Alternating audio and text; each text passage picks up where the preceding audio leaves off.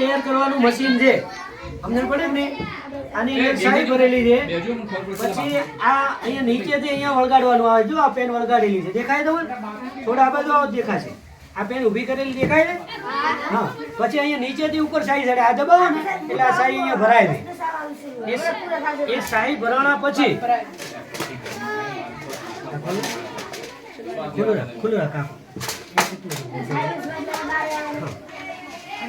આ ડબ્બાની અંદર એના પોઈન્ટો દેખાય તમને?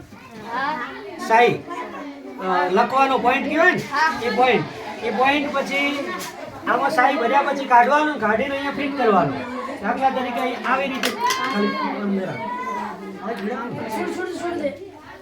અહીંયા ફિટ કરી અહીંયા પોઈન્ટ વળગાડી દબાવવાનું એટલે પોઈન્ટ ફિટ થઈ જશે. પછી એના ઉપર પેલું ખોખું લાગશે. આવું ખોખું વળગાડી અને ત્યાં આગળ એનું નામ લખાય છે. નામ હાલ લાઈટ બનશે એટલે પેનનું નામ આવે ને, પેનના ઉપર નામ લખેલું આવે. હા, એ શાહીનો શોખ જે નામ રાખવું હોય તમારું નામથી રાખવું તો ચાલે. ત્યાં એનું બીબું મૂકવું પડે ને પછી ગરમ થઈને પ્રેશરથી દાબો એટલે એના ઉપર સિક્કો લાગી જાય. આવી રીતે પેનો તૈયાર થાય છે. આપણા ઘરે પણ આ બધું આપણા ઘરે જ કહેવાય ને. આ કોઈ બજાર કહેવાય, ફેક્ટરી કહેવાય? આપણે ઘરે બેસીને પણ આ કામ આપણે નવરાશના સમયે પૈસા કમાવા માટે આપણે આવું કરી શકીએ. બરાબર? ચાલો.